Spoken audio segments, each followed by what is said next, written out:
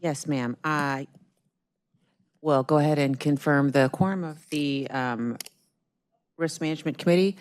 We have yourself, Trustee Dr. Mackey, Trustee Steen, the mayor, and Trustee Romero. We have a quorum. All trustees are present. Okay. Item number 1, if we can call the meeting to order, the special meeting of CPS Energy Board of Trustees convening as the Risk Management Committee to be held November the 3rd, 2025 at 1:05 p.m.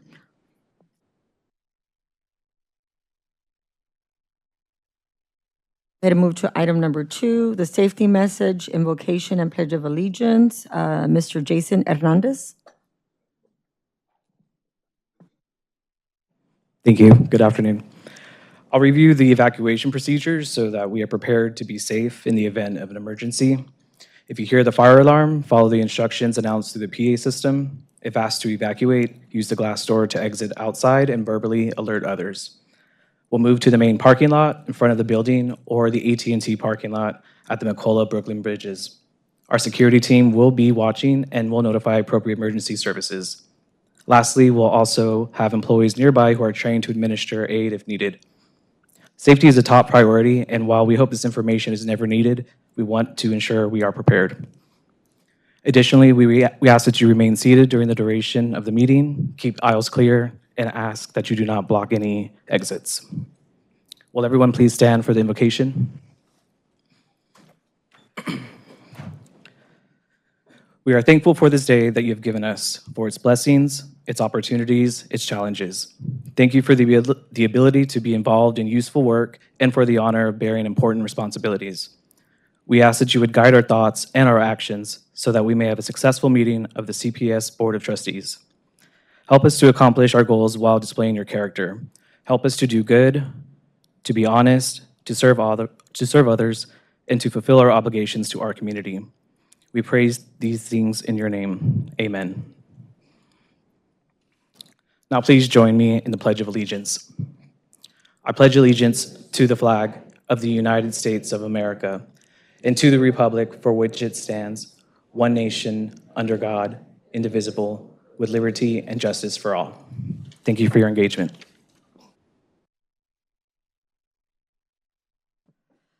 Item number 3, public comment. We have no registered public commenters. Thank you. Item number 4, consent agenda item, the approval of the minutes of the Risk Management Committee, RMC, are the abbreviations meeting held on 6/16/2025. Move to approve. Dr. Mackey? Motion? Is there a second? Second. Second by Dr. Romero. Roll call. Trustee Dr. Mackey? Yes. Trustee Steen? No. Mayor? Yes. Trustee Romero? Yes. Committee Chair Gonzalez? Yes. Motion carries. Item number 5, committee governance review. Ms. Ramirez? Yes, ma'am. We do an annual review of the governance documents. That is what this is. So nothing driving it other than the annual review. It is the Risk Management Committee Charter. You will note that in your materials, a red line is presented. The language that has been changed to reflect conformity with the other committee charters for board subcommittees. There is nothing that I would consider a material change, and I'm happy to answer any questions that you all have. And then ask for a motion to approve the updates to the Risk Management Committee Charter.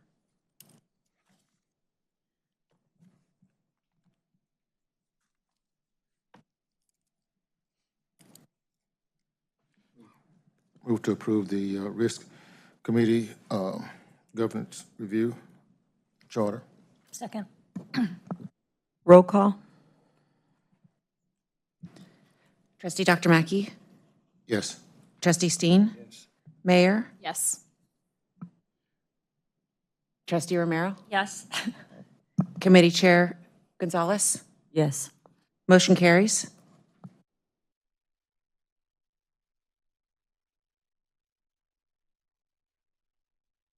Like the minutes, we go from 5 to 5 to 6 to 7 to 8. So I think that's a typo. Oh, I have the wrong, sorry. So item number 6, we just, enterprise risk management update. If we could have Ms. Anna Marie Rangel, please move forward, please. Oh, got the wrong one.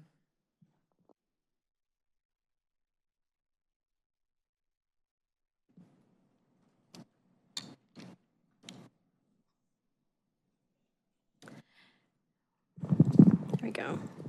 There we go. Thank you and good afternoon. My name is Anna Marie Rangel, and as many of you may know, I'm the Director of Enterprise Risk Management Solutions, and today I'll be giving you an enterprise risk management update. So today's agenda, I'll talk to you about the utility risk landscape or industry risks. I will move into the risks we've discussed with the Board of Trustees over the last several months and how they have an impact on reliability and resilience. We'll talk about emerging risks, and then I'll talk to you about enterprise risk management and how we support the organization through our risk management discussions. And then I'll give you an overview of today's presentations. The electric utility industry continues to face a confluence of challenges, and some of the risks that have been in the news lately that I would like to discuss today are, 1, reliability. There's an increasing frequency and duration of outages due to aging infrastructure and severe weather, leading to longer restoration times, economic loss in the community, and additional strain on the aging infrastructure. T&D World published an article titled Impact of Extreme Weather on U.S. Power Utilities in 2025. And they mentioned that a string of extreme weather events from Los Angeles wildfires to widespread spring and summer flooding fueled more than $131 billion in global losses during the first half of 2025, according to a new utilities intelligence report from J.D. Power, which supports the idea that weather impacts reliability, of course, but it's becoming increasingly more costly. Next on the items are modernization, which is a process of updating and upgrading systems, infrastructure, and practices to make them more current, efficient, and capable of meeting today's needs. This would entail things like replacing outdated electrical infrastructure with advanced technologies, integrating digital tools like smart meters, automation, and real-time monitoring. However, there are some challenges with this. The workforce may lack the skills of new tech, such as smart grids and AI and grid management. Training and upskilling across engineering, IT, and operations will be needed. And of course, there's cost implications, upfront investments of infrastructure, technology, and as I mentioned, training. Cybersecurity threats, increased connectivity. Cybersecurity threats are also on the rise with increased connectivity because they widen the surface for attack. The next risk I'd like to mention is generation. And we've had a lot of discussion around generation over the past months. There has been much discussion around unprecedented demand for more power due to large load, AI, data centers, and there's much uncertainty about how much AI and large load will materialize. But there is significant increase in load regardless because of economic growth, population growth, urbanization, electrification, technology, and lifestyle changes. And a few concerns I want to reiterate that I know that we've talked about in the past are expanding generation to meet growing demand requires significant investment, planning, and resource allocation.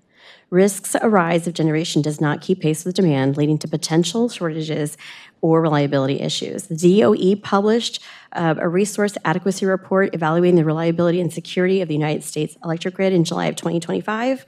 And they mentioned that 104 gigawatts of retirements are projected to be replaced by 209 gigawatts of new generation by 2030, which is significant. It's great. However, only 22 gigawatts would come from baseload generation. And what that means is that as it stands, we may not have the power when we need it.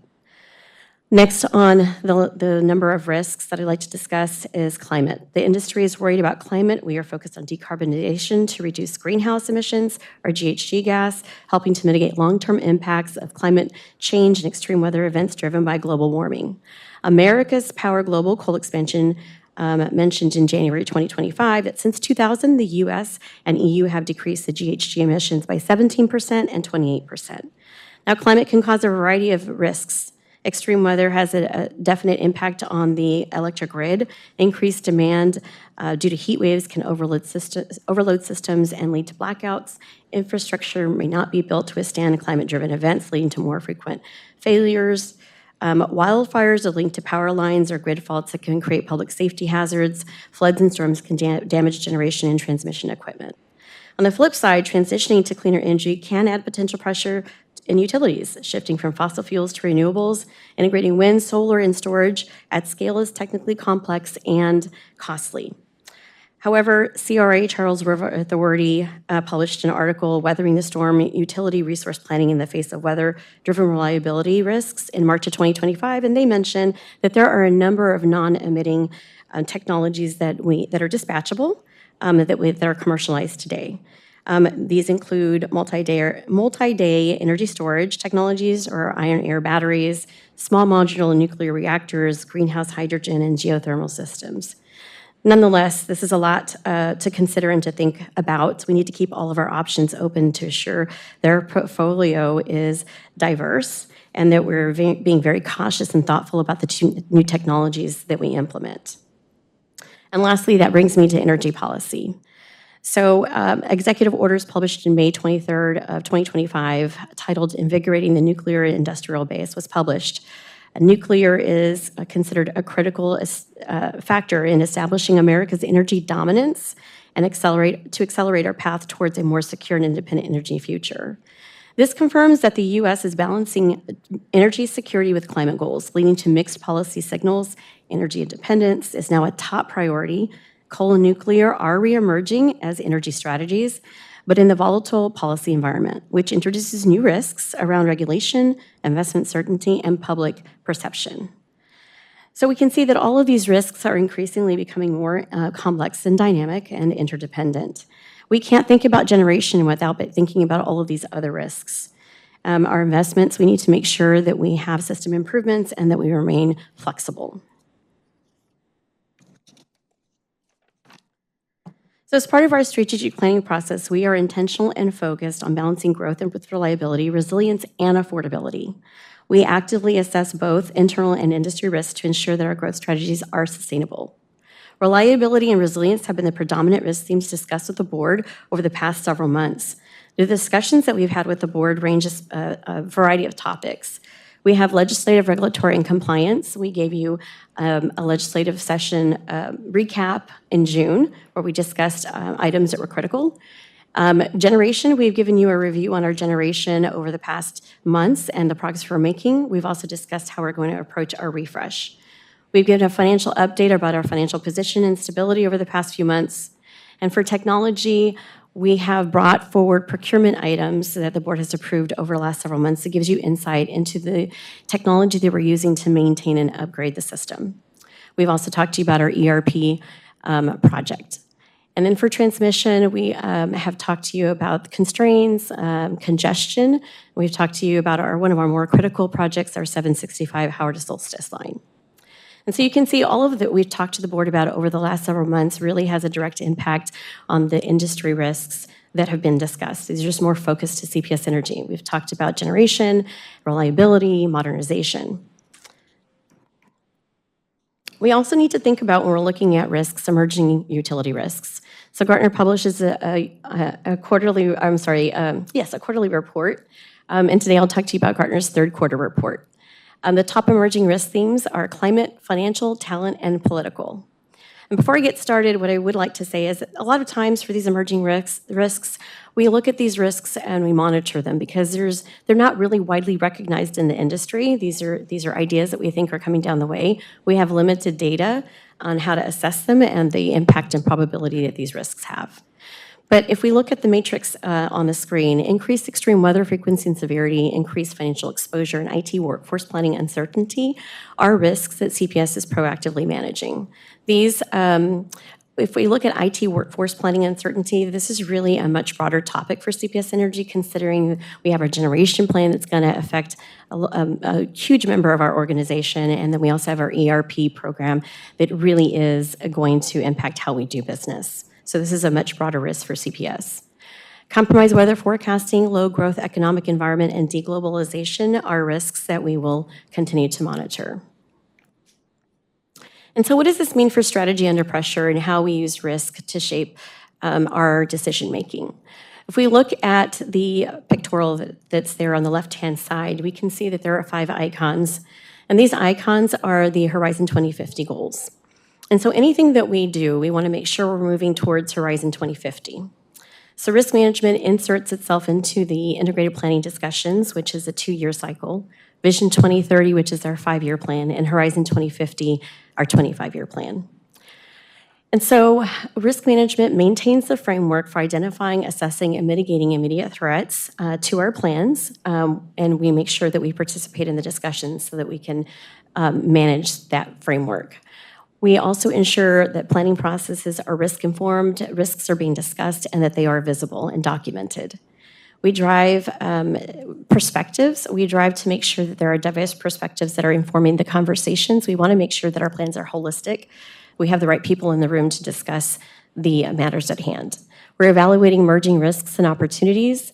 And then lastly, we're supporting business continuity and stability by being proactive and with the information we have, being able to identify the risks that we know will impact the initiative. But how do we specifically do that? So I want to call attention to our independent verification and validation initiative. So ERP, or Enterprise Resource Planning, was part of our strategic initiative for Vision 2027, and I assume that it will be part of Vision 2030.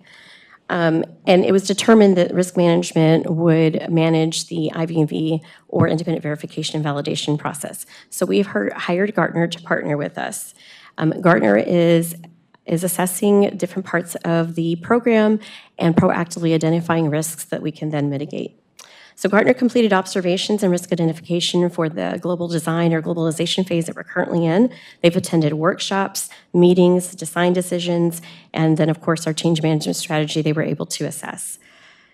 They were able to bring forward a lot of good insight and give us mitigation plans to help us close our gaps. They've also completed a baseline risk assessment, which is a survey and interview for ERP program participants, SMEs, and our governance team to help identify where we may have some gaps, what perceptions people have about the program, and how we're working through the program. Right now, we're in the process of obtaining a readout, and once we have the readout for all the various governance functions, that will then lead to potential risks and mitigations that are identified. Gartner is a second pair of expert eyes on the ERP project, and they continue to share best practices with us. We also have a couple of other things that we're doing in risk management to help support strategy. And one of the more important things is we're making decisions on topics and on ideas and initiatives that we have not had to ever at CPS Energy or in the utility industry. It's a really different change, a really different time that we should all be excited about. So we want to make sure that the organization has a framework to be able to identify when the risk or the reward outweighs the risk. And so we continue to mature the enterprise risk management program to actively adapt to change. And that means that we are pushing the organization to think about risks that maybe we haven't had to think about before. We're going layers deep into how we're thinking about an initiative we may be working on so that we can identify all of the risks. We're driving and supporting cross-functional risk and mitigation discussions for a holistic approach. Right now, getting all the people in the room is fantastic. It's a step in the right direction. We've also implemented a committee of VPs that we can lean on for perspective and to challenge our risk register and to take back different perspective to other business areas. We want to make sure that we can expand on that, and we're trying to develop a program where we would have maybe risk champions so we could get additional insight. And then we're enhancing the ERM program tools. We're looking at a risk assessment, and in this day and age, are there different things we need to do to evaluate our risks? And so we're taking a good look at that. We've also completed a risk intake form that we're going to be giving to the organization so we can have more structured conversations and we can document the conversations that come through. This is a way to get more engagement within the organization. And then we're continuing to expand on risk awareness through engagement and education. There are many more new people at CPS Energy, and we want them to understand what risk management is and how it can benefit them through their decision-making. And overall, we want the organization to pursue opportunities with confidence and alignment with strategic objectives. So what does this mean? How do we put the pieces together? The presentations that you're going to see today will help to identify and manage reliability and resilience risks towards our Horizon 2050 goals. And the goals that I think that they're going to help our reliability, value, and financial strength. We're going to be able to see that the improvements that we're making are continuous and balanced, that we're able to improve response and recovery, that this leads to risk-informed budget and planning. And then lastly, it's going to enhance our customer trust and engagement. In the article that I mentioned earlier, T&D World, it was also mentioned that extreme weather events became more frequent, that as extreme weather events became more frequent, J.D. Power says utilities will need to focus on controlling the controllables, improving communication, building trust, and strengthening digital engagement, which is the direction we're headed in. We have Gautam Sringapur here to talk about macroeconomics. We have Lori Lopez, who will talk to you about distribution, reliability, and resilience. And Lori will talk to you about the programs and the various partners that we've had to help implement some of our initiatives, and which leads me to our third guest. We have Durgesh Manjure. He is here from EPRI. Durgesh Manjure currently serves as the Vice President of Integrated Grid and Energy Systems at Electric Power Research Institute, or EPRI. He heads EPRI's global research.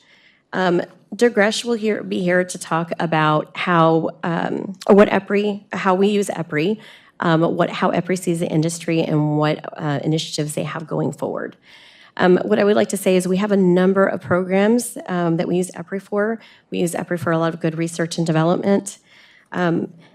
The last thing that I want to mention where we talk about collaborative partnerships is anytime we allocate budget or resources to collaborative partnerships, we want to make sure that we're selective and that we're choosing projects that really have benefit and opportunity for our customers. And so I will stop there and open it up for any questions before we move on. Again, thank you for that presentation. Opening up the floor for anybody who has questions. I actually do have a question. So again, I work with y'all, but just again for the community. So we described the refresh, align, and integrate, but not how, at least for me, how we detect or flag those emerging issues. So can you clearly describe how CPS Energy Enterprise Risk Monitoring System provides early warning and accountability? Specifically, what triggers or indicators alert leadership before risk becomes a crisis and is both necessary and impactful? Right now, we have a lot of conversation within the organization, and the risk management team does a lot of good research to bring forward initiatives. And so I'll give you an example for AI. Risk management took the AI concepts to the organization. And at first, with everything we were reading, it was difficult for people to understand why AI was a risk. And so we had to work those conversations and continuously, talk with the organization about those things. And then as we attended more conferences and became more in tune with AI and the capabilities and the risks associated with them, we were able to incorporate AI into a risk. But that wasn't where risk management stopped. We continued to have the conversations because we really felt it needed to be its own risk. And then as AI became more predominant in the conversations, and the board was more informed about AI and all the technology, now you see that there are some AI risks in our risk register. So it's a lot of good discussion around those topics. Yeah, I'll just add, Trustee Gonzalez, my leadership team and I are, participants in every industry organization that there is. One of the priorities on my schedule is the Large Public Power Council, because that's where CEOs are talking about all the risks that our industry is facing and what's coming, what we see. We've learned from the utilities in California, for instance, on the wildfire, experiences that they've had, and our employees, for instance, are leaders in the cybersecurity committees that exist. So we're all the places that I think we need to be, that not only that bring in information from the outside in, but what Anna Marie is talking about is what we do with it once it gets inside the organization. How do we translate that across business units, and our VP meetings on generally Tuesdays and or Thursdays are really where we dig into what do we do with this, if that makes sense. If I could build upon what I did not hear was how do we apply the existing AI policy framework into that. So that should probably most likely be our compass. So I just want to make sure that we don't leave that out, because we did take the time to, for example, have a policy on that. So I think if, again, we should be clear that a policy should drive the framework, and you identify the risk, but how does that policy, how does that risk, how does it mitigate it within the policy framework? So just keep that in mind. The other thing that I would like to see, and I would like the chairwoman to consider this, is we got, I think last week, we have a new portal for trustees. I personally would like to see where does that get looped for the trustees who have a fiduciary responsibility across the board based on policies and procedures, where some of those risks could be looped to us.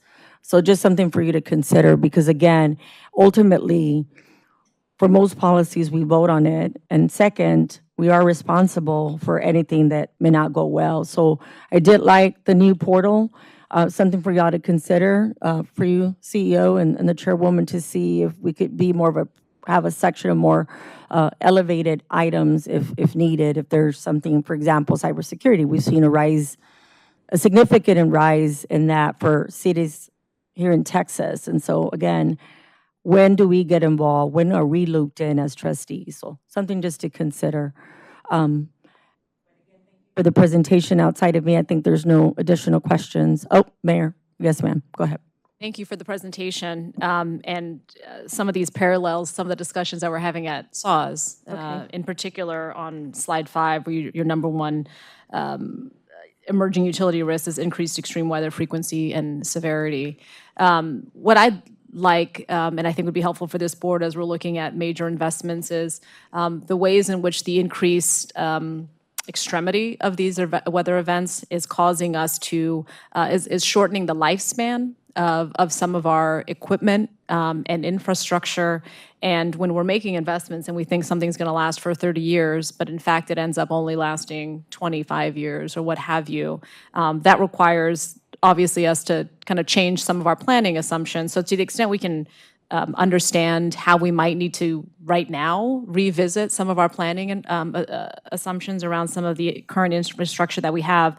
But I think it also raises the opportunity, are there different materials or different ways or different, additional levels of resilience we need to be adding to the current infrastructure that would in fact increase that lifespan, maybe at least even to the original lifespan that we were anticipating, if not even further out than that. Because I think what that does is go back to, or help us rather, with the last bullet on slide 9, which is the enhanced customer trust and engagement, right? So much of this is us front loading some of these investments so that we have we're meeting our power generation goals, but also making sure that we've got, sufficient shovel-ready sites. So how are we doing both of those things in light of where we know we're going to need to see more investment, and that's certainly on the resiliency side. So appreciate the presentation. I'd be very interested in looking at, is it TDW? Was that the article that you mentioned? Indeed. T&D, yeah, please. I'd welcome seeing that article. Thank you.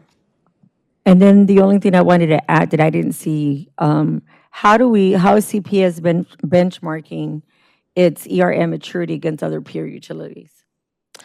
We benchmark with Gartner, and so we're up for a review of that. When you finish that review, you could please share that with all the trustees, would be great. Yes. Thank you very much again for the, Mayor? Yes, ma'am. No, go ahead. I'm glad you're asking Thanks. questions. This is what this is about. Yeah, thank you, Chair. It's such a good presentation, and I think, to the extent we can help us, in particular on the IT workforce planning uncertainty. Do we have an understanding at this point of what that means for CPS? I think right now it's in the initial stages. We are looking at that actually as we look at Evolve and ERP. And so I think after globalization heading into our implementations, we'll have a better idea. I think that's really helpful. You mean on this board, you have a lot of local expertise that could, as we work with some of the other higher ed educational leaders in our community, thinking about how we can help locally with some of these solutions, I think is really important. So any additional information as that becomes more clear would be helpful. Thank you. Thank you. We'll go ahead and thank you for that great discussion. We'll go ahead and move to item number 6, macroeconomic update. Sorry, 7. All right. Well, good afternoon, trustees. My name is Gautam Sringapur. I am the Managing Fellow for Strategic Analysis and Implementation here at CPS Energy. Today, I'm going to be giving a macroeconomic update that really follows a presentation that Corey made earlier this summer to this committee.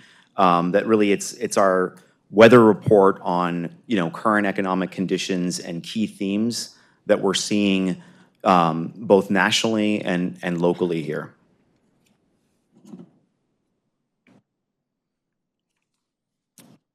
So what we're going to do is we're going to look at some of the conditions and why we track the economic conditions that we track and why we track them. We're going to be looking at just kind of broad base what's happening at the national level. We're going to move over to what we're seeing locally in terms of our local San Antonio area, and then finally going to give a recap on what are the economic signals that we're seeing and how can we shape our strategic decision making. Okay, so as a reminder, the committee has seen this slide before, but we look at things kind of broad-based and locally. So we're looking at things like GDP growth on a national level. We're looking at the size or the strength of the U.S. consumer as well as the San Antonio consumer. We of course monitor the federal spending, fiscal spending, as well as monetary policy, and because that helps shape our our own cost structure as well as helps shape our budget planning process as well. And then we'll look at these kind of data points to kind of see what risks do we see on the horizon and how can we get ahead of it and be proactive should we need to. Okay, moving over to the macro picture, sort of big picture, we see the U.S. economy that is pretty resilient, but we see some softening that's happening. So, some of the key tailwinds that we've seen are on the GDP side. U.S. growth remains strong. GDP in the second quarter was just under 4%. We see the Federal Reserve is starting a rate loosening cycle, and so basically last week they cut 25 basis points, and that follows a cut that they made in September. What that does is it helps kind of lower our borrowing costs, and it helps consumer strength because a lot of consumer debt is tied to the Federal Reserve and the actions that they take on those interest rates. On the employment front, we've seen a softness in the employment landscape. Just the last data that we got before the government shut down, we were seeing job growth happening at about 130K per month. That over the last couple months, we've saw that trend kind of go down to less than 80,000 jobs per month, and so we are starting to see some cracks in the employment picture. That may be spill over to the demand side. Obviously, that's huge for us because we're looking at things from a revenue kind of forecast and any sort of demand just things that might hurt demand could spill over into our kind of a revenue outlook. And so we're looking at that closely. And of course, you've seen recently in the news, big tech has made some announcements on some big announced layoffs. And so that, obviously that gives us pause in terms of thinking about the lag effect of some of those things spilling over to, the demand side of things from our business. On the tariff-related front, we just see, we've obviously had some impacts. They've been modest, but we certainly have seen, impacts to our input prices. We do think we think these are more transitory in nature, and frankly, our supply chain has been, we've been ahead of this. Just coming off the pandemic, we have a pretty robust supply chain process, and so we're able to kind of, get ahead of that that tough. And of course, we have a looming government shutdown.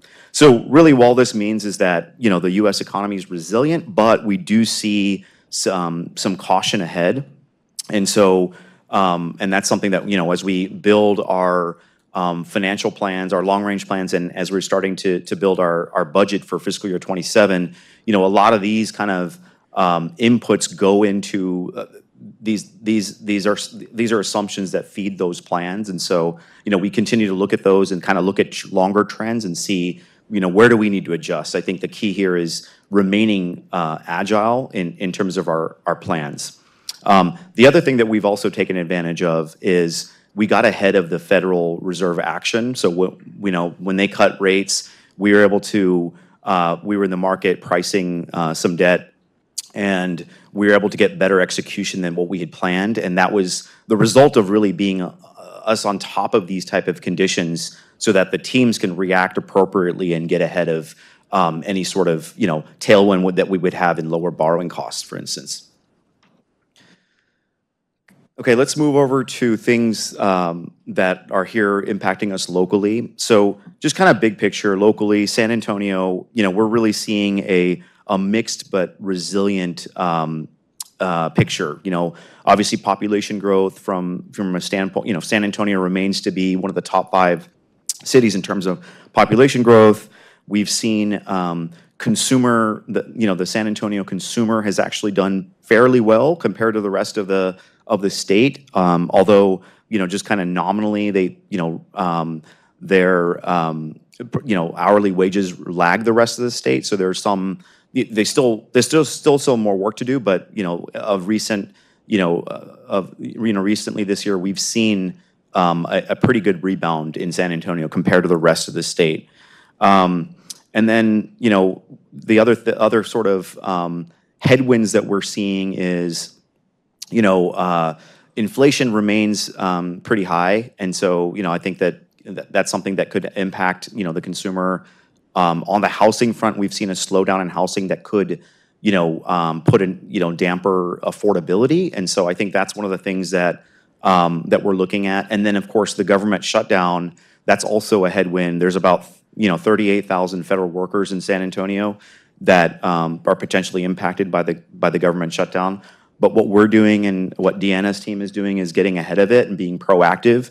You know, we've expressed to our customers that are impacted by the shutdown to reach out to us so that we can work with them and get ahead of any sort of impacts that we would see on, you know, on our receivables front or just kind of on the revenue side. And then just recently, I think some good news that came out today in terms of some of the, you know, some of the benefits or the federal assistance programs.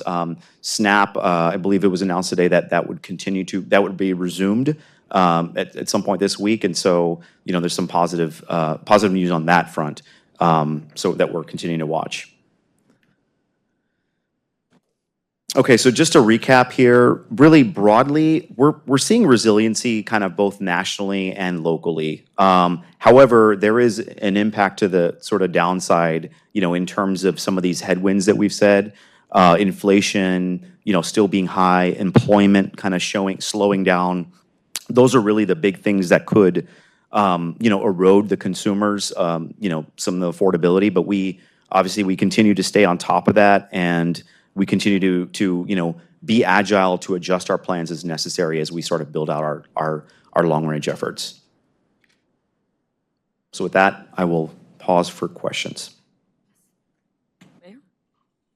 Thank you for the presentation. I think it's just a really helpful reminder as we look at the FY27 budget that we monitor this closely.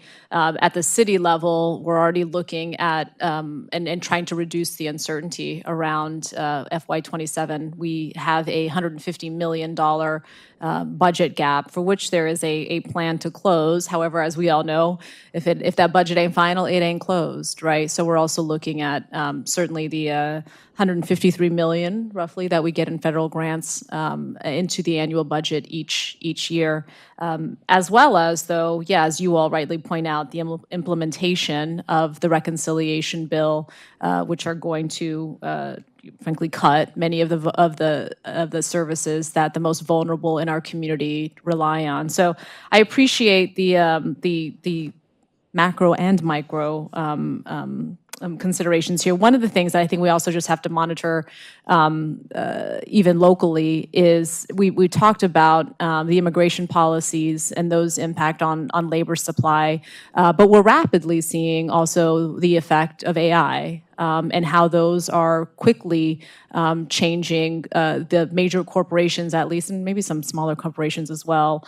I'm sure Chairwoman can elaborate on this, but those folks are making decisions very quickly or pausing their own hiring. So what that may mean for us locally when we think about some of the fragility, if you will, within our own community. So thank you for this. I think what's important for this body is we be proactive in identifying ways in which we can let people know, certainly actually going back to the first presentation, right, building that trust with strengthening that trust with the community about how we are, in fact, looking out for them as we make these investments, recognizing the very challenging fiscal environment that we're about to enter. Thank you, Mayor. I do have a question. So what I saw, at least read and understood, there's an 18 increase in high and black swan risks that stand out. What's driving the change, and how are we tightening accountability and mitigation and response? I want specifics, not high-level words like agile. So was there a particular slide that you wanted me to turn to on? And just give me a specific way. I want a specific example of how we're, again, preparing ourselves for some of those items that we have. That's 18%. Yeah, I think that's a question for Elena. Well, that's fine. I just want to make sure that we get that. I think it stands out. I think it's requires some feedback. Good afternoon. I'm Elena Ball, the Chief Strategy Officer here at CPS Energy. Thank you for the question. We do go through an annual detailed update of our enterprise risk register and report, where we use a variety of internal and external resources to identify the risk landscape. You all do get a copy of that risk register, and we'll be doing so today. We are going to discuss one of the high risks in executive session and give you detailed breakdown of the risks associated with that high area of focus for us. But we do require of ourselves and our business units every high and SWAN risk to have a detailed mitigation plan.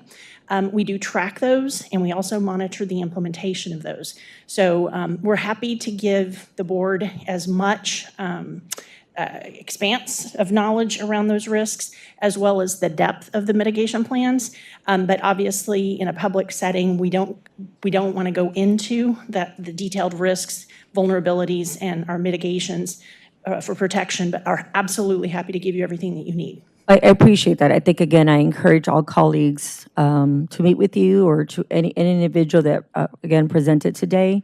I think it's important that they know they have access and can request a one-on-one. I did want to ask another question. When I look at the risk, do you believe, and again, I'm not quite sure, if we're being outpaced, are our plans being outpaced by what we're seeing today? What we see going on in the environment, do you believe, again, I know that our plans were working living documents, but at this point, where we're at today, picture in time today, are we being, what the threats, micro and macro, outpacing where we're at today? Yeah, I'll answer specific to our risk planning and our business plan development. But if you're wanting to have a more specific answer to the financial presentation that was just given, I'll lean back on Gotham for commentary around that. You know, that is a very good question. It's very broad and expansive. So you know, what we strive to do is ensure that we have a list and are actively managing the risks that we know about, the ones that are emerging, and like I mentioned, we do have black swan risks, and these are risks that are extremely low probability, but should they emerge, could have deep and disruptive impacts to the organization, to our customers. And so, to be able to give you a certain answer that says, yes, we are well ahead of all of these risks, I think would be disingenuous. This is this body of work and monitoring the risk landscape is something my team and the whole organization does, not only at these 2 meetings with you all a year, we're doing it continuously. And we have, over the last 2 business planning cycles, brought our risk management review framework into our business planning process so that we're ensuring that we're having robust discussions around our business plans and our risks. Those should dovetail together so that we're, as just a course of the work that we have at hand, we're addressing the risks that face the enterprise.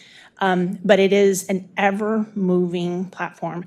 The level of complexity and the nature of the pace of change that we're experiencing as an industry is faster and more uncertain than I think it's ever been.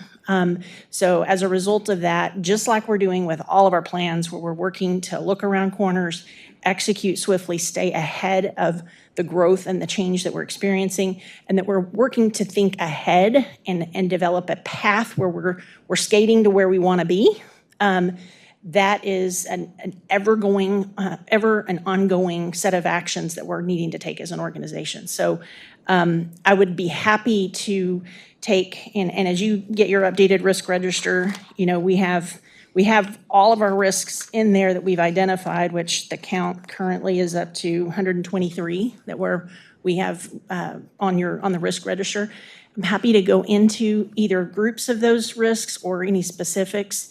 But right now I'm giving you sort of a generic answer that says change is happening, the environment's getting more complex, and we're working very hard to ensure that we have a managed process around this so that we're not just talking about these risks and not executing to mitigate, eliminate, or transfer that risk from the organization. Yeah. Just to, maybe a little more directly answer your question, I agree with everything Lena just said, so I'm not going to repeat any of that. I would not characterize it as the risks outpacing our ability, to do our jobs to manage them. We've got to prioritize what's being managed, and we got to come talk to you about those things that, maybe give us a little bit more difficult, circumstances to manage. But Elena hit the nail on the head.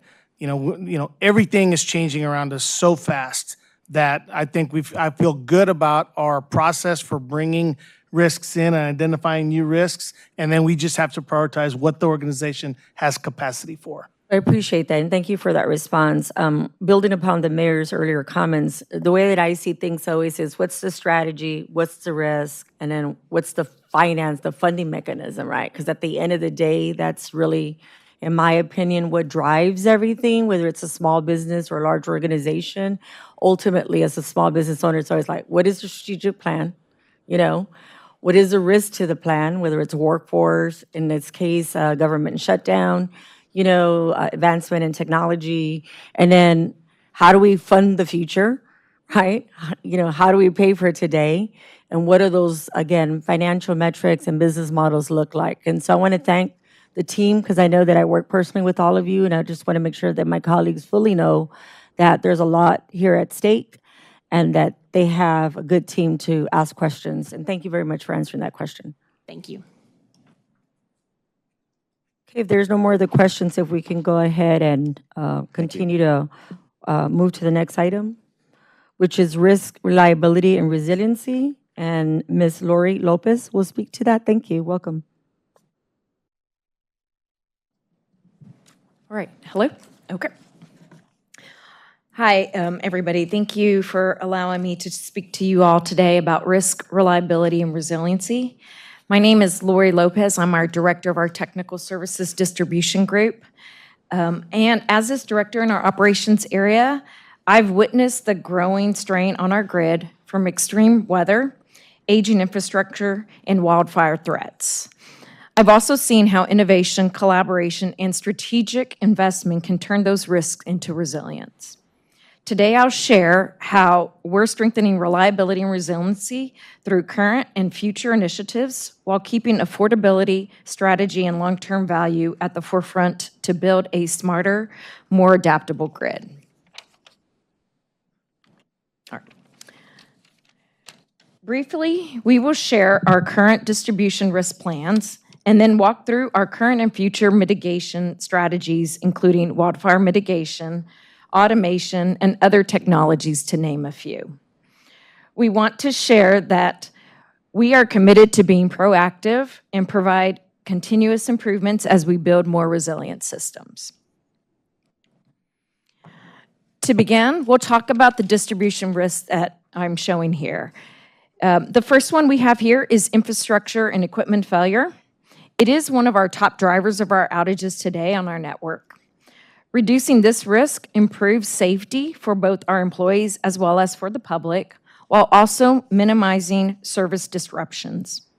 We'll cover the programs that support this effort in the next few slides. The second risk that we hear a lot about lately is wildfire.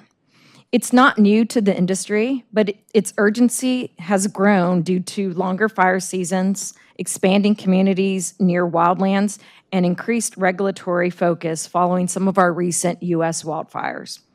Again, we'll also dive deeper into that in just a bit. And then the third item we have here is extreme weather.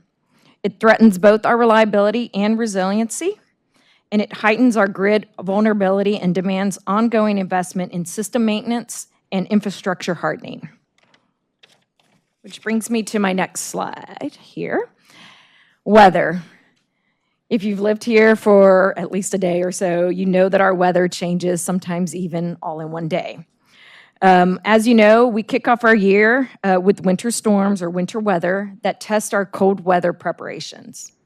Spring brings on lightning, hail, high winds, which lightning alone is one of the fastest, unpredictable, and often leaves a lot of damage that challenges both of our infrastructure as well as our crews to restore them. Summer delivers those triple-digit heats, even though we didn't see that many this year, which is good, that strains our grid and spikes demand. Then comes flash flooding. We saw some of that this year, and then also followed by some of our windy seasons that we're starting to see right now. With those dry winds and low humidity, that elevates some of our wildfire risk. As you can see, each of these conditions shape how we manage and adapt our system year-round to maintain reliability and resiliency. So next, I'll talk about grid hardening, reliability, and resiliency. And actually, I'll start with reliability. It is our ability to consistently deliver electricity without interruption. We measure this through metrics such as SAIDI and focus on preventing outages while maintaining steady power flow. Resiliency is our grid's ability to withstand and recover from disruptions. As extreme events become more frequent, we're shifting our focus to strengthen our system's response and recovery. Grid hardening is a program that supports both. It reduces everyday outages and equipment failures to improve reliability, and it minimizes the impact of extreme events to enhance resiliency and speed up restoration. Let's go a little bit into grid hardening. Since I've explained this definition just a few minutes ago, I'll jump into some of the programs that help support this program. Our first one here is vegetation management. It helps us to prevent trees and branches from interfering into our infrastructure. That happens through normal growth, wind, ice. We've seen a lot of this happen in the recent storms that we've had in the last couple of years. Our goal is to inspect about 1,000 miles annually, and we're seeing about 80% of our trimmed areas improve in their performance. Strategic undergrounding removes infrastructure from above-ground environmental exposure. And this also helps to improve both reliability and resiliency. Due to its higher cost, we continuously evaluate and adjust this program to ensure value. EPRI will also talk in a few minutes about how strategic undergrounding will maximize our impact. Pole inspections and replacements. These focus on structural integrity of our poles. We currently inspect about 1,250 poles a year, and we also then identify and replace any that are at risk. Drone inspections. We recently just started this program here at CPS about 18 months ago, which allows us to detect wear and damage from new angles and distances. The data helps us tailor our maintenance to specific needs. And animal protection or animal guards. This helps protect our equipment from birds and small animals seeking shelter within our equipment. This can cause outages, shortages onto our infrastructure. So these guards create a barrier on our equipment while allowing us to perform normal functions with our equipment. These programs are set to strengthen our infrastructure to better withstand extreme weather. Wildfire mitigation. As mentioned earlier, this was one of our risks that we are monitoring. While it's not new to our power utilities, its scale, integrity, and urgency has dramatically increased over the last couple of years. We've always recognized this as a utility as a potential hazard, especially in the drier forest areas and seasons. Today, we invest over $20 million to manage vegetation and reduce outages and fire risks. We cycle in the wildfire areas to this program to perform trimming proactively. For our assets, we map them against our Texas A&M forestry wildfire risk zones to guide us to mitigate those efforts. We then conduct inspections of our poles and all of our other assets in those areas to identify and address degradation early. To provide public awareness, we have launched our public-facing wildfire strategy webpage. As well, we've also provided community alerts and messages tailored to those high-risk zone areas during timely outages or potential warnings. As part of reducing risk, to be prepared for when such events occur, we've conducted wildfire tabletop exercises with our regional and state partners. We've also secured a TDM grant to support wildfire mitigation initiatives. We have implemented safety settings on our high-risk circuits during red flag warning days to reduce ignition potential. Our goal is to prevent wildfires caused by weakened or failed equipment. Great. Grid automation. This is a program where smart technology can be used to manage the grid as well as reconfigure remotely to isolate faults and outages, which improve, again, both our reliability and resiliency. Programs that support grid automation are shown here. Our first one is automated switching systems, which allow us to reroute power quickly during faults. Initial efforts into this program, we've talked to y'all in the past about reclosers and smart switches that we are already including into our system. This allows us to remotely access and redirect power to support isolating our outages. Advanced metering infrastructure. This is going to provide us some real-time data, remote monitoring, and faster restoration. Again, enhancing reliability, efficiency, and customer engagement. Our sensors and fault detectors act as our field intelligence, pinpointing issues quickly and guiding targeted restoration. Grid segmentation will help us to divide the grid into controllable zones for localized control and risk reduction. And our system design, it's something we do today, but we'll have to change to incorporate these technologies into new and revised infrastructure plans. Our goal with grid automation is to improve detection, isolation, and restoration of our outages. Artificial intelligence, AI, and data analytics will be tools that we will be able to use to enable utilities to prepare, forecast, and prioritize efforts towards storms or other extreme events, manage our assets, and enhance our grid monitoring. We've already begun using applications such as outage prediction in front of our upcoming storm events that we have. As well, we've used LiDAR and drone technology today to enhance our vegetation program as well as our asset maintenance.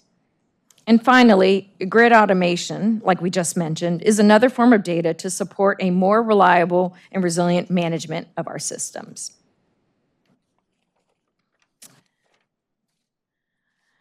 And finally, our next set of programs, which is microgrids and backup generation, helps to improve reliability and resiliency using small localized systems that can operate independently from the main grid or provide electricity when the main grid is unavailable. This is helpful to those that need essential service during extreme events such as major storms or other disruptions. We currently have partnerships with a few businesses locally, such as H-E-B, Southwest Research, and SAWS at multiple locations of theirs. In addition, we partner with EPRI to have access to cutting-edge research and solutions around the utility industry. As such, we participate in many of their programs, such as one you'll hear in just a few minutes regarding microgrids. These programs help us to understand how to improve our systems and enhance reliability and resiliency results to reduce risk to our community. And finally, we're committed to strengthening our grid and reducing risk to reliability and resiliency through smarter planning and strategic investments. Our resiliency plans and benchmarking will help us measure progress and guide improvements year over year. We're leveraging these advanced technologies from smart switches to predictive analytics to modernize operation and respond faster to disruptions. And we're deepening our collaborations with our emergency services to ensure coordinated response and community safety during critical events. These programs will help us enable our journey towards Horizon 2050. That's all I have. Thank you, Ms. Lopez. That was a very technical presentation, so I really appreciate it. I know what it is sometimes to present things like on AI and quantum computing. People are like, what is that? But really, thank you sincerely. I'm going to open up the floor for questions from the colleagues. Chair? Thank you. Yeah, this was really helpful. I guess it's a little bit of an esoteric question. I love how you're still doing this, and it's your job, so I appreciate that. One of the things that concerns me is, and I guess this is probably an industry issue, how the community's attention to this ebbs and flows depending on where we are right now, right? So right now it's like, oh yeah, this wasn't such a bad summer. Maybe we're past that climate change thing. So how much does that affect you in your work? Because I'm thinking maybe your answer could be, and I'm sure we'll step up to this, to say that you need us to really keep supporting you on this. But can you address that just a little bit? So climate and or seasons affect us, and not just throughout the 1 year that we're looking at it. We're looking at it for the last couple of years. We have ebbs and flows in our climate and just how it affects us. So this year was a little milder, but that doesn't mean that next year won't be or the previous year wasn't. And so we have to continue to manage our assets, manage our vegetation, manage all of our things so that we continue to prepare for that next year or in that future year when it becomes more complex. So I suspect that, next year, if it's going to be a tougher summer, if you will, we're going to see a little more of that information coming back from the community to help support them with their outages. Okay, thank you. I have a couple of quick, smaller questions. So on slide 10, when you talked about those ERCOT mobile generators, I just want to clarify this for anybody listening. These are the ones that we've already discussed in a board meeting. And we have said that this wasn't really our idea. This is probably not something we will even activate. I just wanted people to not think, oh, we're getting 15 more. We're not getting 15 more. These are the same ones that we have. Those are the same ones. And again, we were ordered by ERCOT to connect those to certain locations, substations on our grid. I will tell you that the what we've learned about being able to connect those generators has been a good thing for San Antonio. It's been a good thing for our engineers and the collaboration that we've had to do to get them in place, gives us a little more, resiliency. If we do need them, they're there. But again, those are not 15U generators. They're the ones we've been talking about. Yes, ma'am. Thank you. Then back on 7, there was a lot of information there. When you talked about with wildfire mitigation on the equipment side, prevent utility equipment from sparking wildfires, and you said something about reducing the ignition potential. Can you just explain what that is again? Is that something that you're doing across the board or something that you do during wildfire danger days? So, not through just the wildfire danger days, but we do proactively go out and inspect each of the circuits that are in the high-risk zone areas. And we're looking at, the first year we went through was our high-risk zone areas.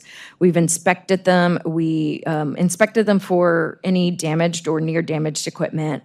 We've done the same for the pole replacements in that area, and as well as we went and did some additional tree trimming, to assure that our trees are away from our infrastructure. And so what we're doing is every year we're talking through this program and discussing what's that next set of support that we're going to need to do for wildfire mitigation. I know that they might be talking about it in EPRI, but if they don't, there's some other new technologies out there, right? There's monitoring devices out there, cameras out there.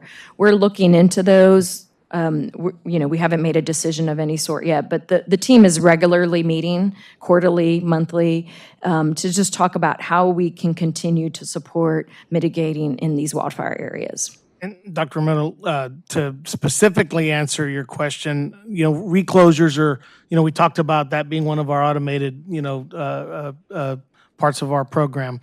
Well, with the reclosure, it's a piece of equipment that when there's a problem on the circuit, it opens, and then it'll try to close back in. And it'll do that maybe multiple times before it just, locks out open.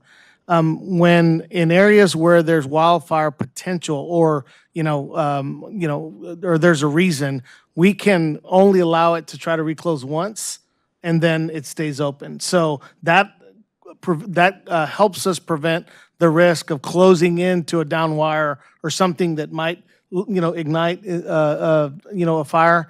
So that's something that our operators do, at our System Operations Center. They'll actually change the setting so it doesn't reclose more than once. Okay, thank you, because I think it's important. I mean, the vegetation management is very important, but on our side too, on the equipment side is important. Yep. And then my last question for you, which I don't really expect you to completely answer, and it's kind of like we talked about with the last presentation, about keeping pace with it. So, for example, when we talk about SAIDI and the outage duration, and sometimes it goes up a little bit year to year, and I'm always thinking that's probably really good, because if we hadn't been doing all these things, when you think about the climate issues and the extreme weather, it probably would have gone up a whole lot more than that. So are you working on something that would help us to chart that a little bit, like to show, like, yes, it went up, but it would have gone up this much more if we hadn't been addressing it?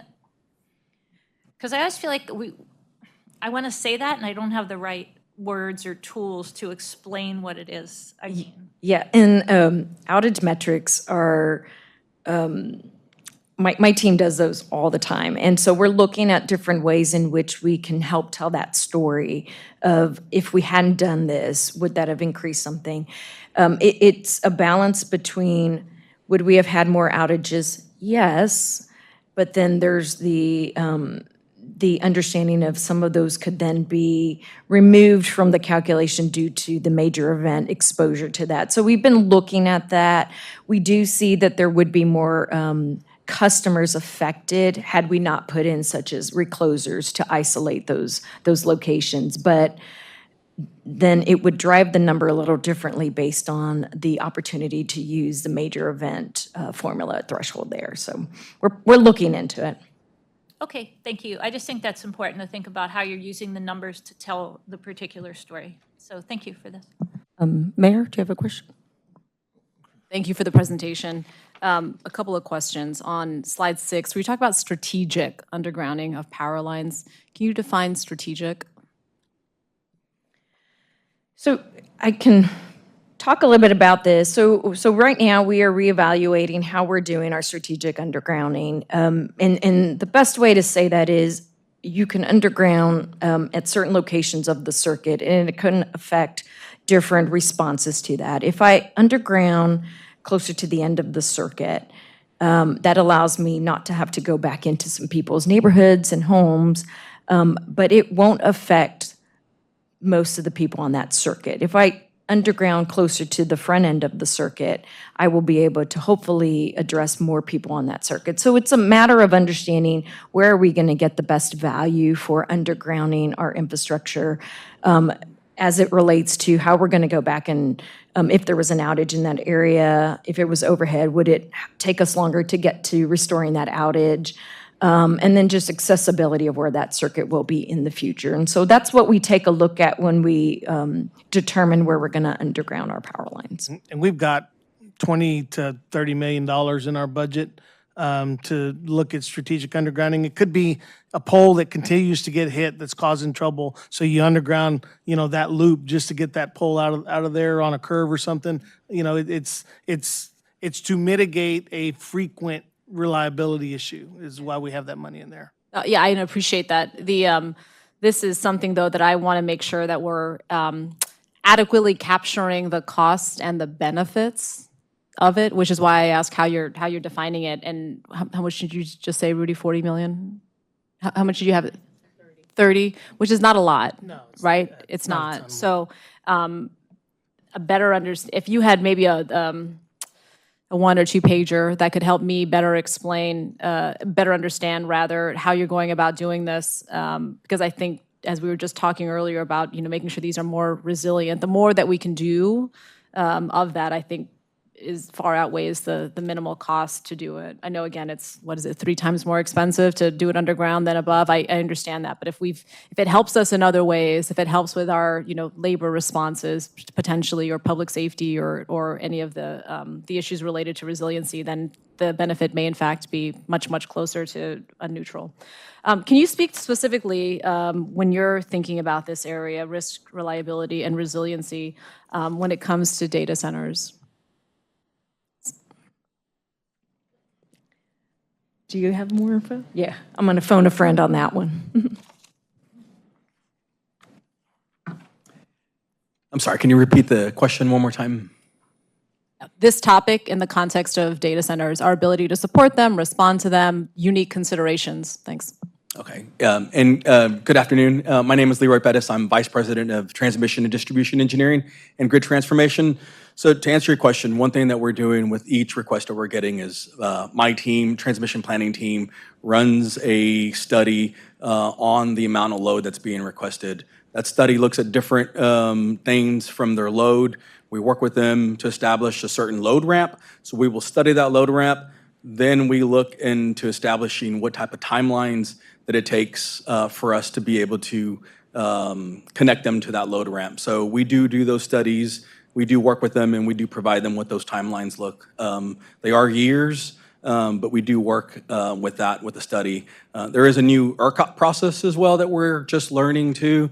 It's the LLIS process that is fairly new, that these large data centers are also having to go through, and we are also in the same learning process as them. Hope that answers the question. Yeah, I mean, I guess the soundbite, Mayor, is that there's a reason why we can't just connect a load center anywhere. Because of the scale of them, they would have reliability impacts on a neighborhood or something next to it, that's a much smaller load. So, again, the process is, one of the things you hear feedback on is it takes too long. Well, the planning that we got to go through with ERCOT and then follow up with, our own project, planning, it's a process. But yeah, that's why our process is so thorough, is to ensure there aren't reliability challenges on existing customers. And I appreciate the look at them individually. However, when we're taking a bit of a more macro look at these, and frankly, over an extended period of time, it'd be helpful to, maybe 1 + 1 might be 3, right? When we look at risk, resiliency, and what's the other one? Reliability. So I'd welcome kind of some other, and again, this is a topic of great interest on the city council as we look at this more strategically. So again, I understand the individual applications, but anything that can help us better understand the impact in the aggregate would be helpful. Thank you. Next, there's a question by Dr. Mackey. I don't know who you want to refer to the I question. like the way that you all explained that, but I'm going back to the winter storm and the limitations that we had at that time and things that we can do and pushing the load different directions because everybody was complaining about, well, the city is on, downtown is on, this is off, the hospital's on and all that. But since then, since that time, we have implemented a system with the, I'm trying to think of the things, we had a workshop on that, distribution of the load around town, but we had a workshop on that right there. And what was that called? So our load shed system, that when ERCOT says, hey, we need you to shed X number of megawatts to protect the overall reliability, we have gone through and done a thorough review of who's in and who's out. Yes. A lot more people that were impacted then are going to be impacted today because we pulled a lot of that load out. It's typically just public safety, hospitals, the things that absolutely we have to keep on. Plus, all the reclosure work that we've done from then to now, we've installed hundreds and hundreds of reclosures across our system to be able to segment our system differently so that we'll be able to get customers back on in a way that we couldn't back in those days. So the investments we've made since Winter Storm Uri is to ensure that we have a lot more flexibility to take customers off for 15 minutes and then bring them back and move the load shed around, in a much broader way than we did last time. Well, I know we talked about that. There's some kind of demonstration on that we were saying we were implementing the training and redistributing the redistribution of the load around. Did we do a demonstration or something on that at one time? I'm trying to think if we... Exercise on that. I was trying to think, are we still looking at that to make sure that we still have that? Would you like an exercise? We could put an exercise Well, we'd like to look together. at that because instead of just waiting for something to happen and not knowing how we're going to work, I like to make sure that it's going to work, what we're going to do. Let us put something look at together that, and we'll schedule something for the board. Yeah. Yes, the chair has a question. Because now that Dr. Mackey said that, can we review the place of the generators? I think they're the Enchanted Rock generators that are in the SAWS pumping stations, and that I thought they were supposed to do double duty to help with outages and maybe not at the same time. I know they're there so that the pump stations still have power if the power goes out, but that at other times those generators could then feed back into the grid. Yes, we are, I think there are two, is that right, Leroy? There are two of the generation stations in place, and I don't know, there are another, 5 or 6 to go. So that process has been slow, but we're making progress. It's just been a slow process, but they'll serve two purposes. They'll never really be needed for resiliency in the way that the legislature mandated that SAWS make that investment. So there will be times of the year where we can put that power back onto the grid, and there'll be a financial benefit for both us and SAWS, and that is part of our plan. Yes, ma'am. Yes, ma'am, go ahead. Thank you. The couple of weeks ago, or actually, was it the last briefing, we had a discussion about our reserves, right, the CPS reserves. And I know that number is largely based on protecting our bond rating. I'd like to understand, though, how that equation, and then, no kidding, the amount of money helps us also. How do we understand that in the context of potentially needing to address these black swan events, right? So the reserve is kind of like your own emergency fund, right? You've got 6 months worth at least in your bank account. So some articulation of how the reserve is not only tied to, right, shoring up our bond rating, but also, if needed, shoring up some of the most catastrophic, potentially, black swan events. So if that, I don't want to make an assumption, no, if it is only tied to the bond rating, then that's what it is. But I think we need to articulate how that reserve amount also helps address what we understand to be considerations when it comes to risk, resiliency, and reliability. I think your statement is correct, Mayor. The length that we have in generation is intended to primarily protect our customers from volatility of the market. So I think you referenced the bond rating. I mean, the bond rating isn't necessarily tied to the amount of generation we have, but for our own customers, it protects us financially, and that does help our bond rating, I guess, at the end of the day. I would rather us have control of that generation than another utility, because I believe we will run those plants more efficiently and more reliably than some of the merchant generators in the market. So I think it benefits the entirety of the market from a reliability standpoint, in addition to the financial benefit it creates for our own customers to ensure that we're not exposed to market volatility in those moments. And to clarify, I know, so it does, right, the reserve amount does A. I do not want to assume it does A and B. So some articulation that helps me understand how it also does B, right, which is the risk mitigation here, is important. You can speak. And you're talking about the money, right? Dollars and cents? I'm always talking Yes. about money, Corey. That's what I wanted to clarify that. And I'm absolutely think it's a great question. I generally have communicated to the financial community that our financial position does three things. Our balance sheet does three things. It has enough either cash or liquidity to run the day-to-day business, has enough capacity to sustain another Uri-like catastrophic event, and we have enough dry powder to be able to be nimble in the market for any strategic acquisitions like we've done in the past. That's a combination of two things, not just the cash, which is one of the things you said, but the amount of free liquidity that we have access to in order to be able to have that resiliency. So that truly is that financial resiliency, that in the event that there's a thing, right, that requires dollars, we can unload the balance sheet for whatever that event is. But I think happy to take something offline and provide that to you, but generally that's kind of the three-pronged things that we talk to the investor community about. Some really great questions. I know data centers just the sexy new thing. So I do have a question. So given how much AI data centers rely on constant connectivity, are we evaluating their cybersecurity maturity and operational risk before we approve them?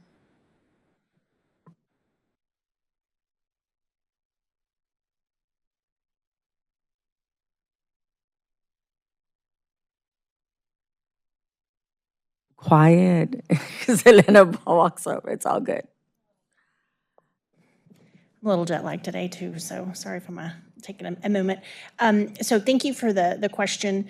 Relative to customers of really any design, we go through our interconnection process and study the load characteristics and the capabilities of the system to support the customer statically and dynamically, so that we can ensure that we can bring the load on. Relative to having data centers or other types of customers have their own security issues, we do not step behind a customer's meter and evaluate them.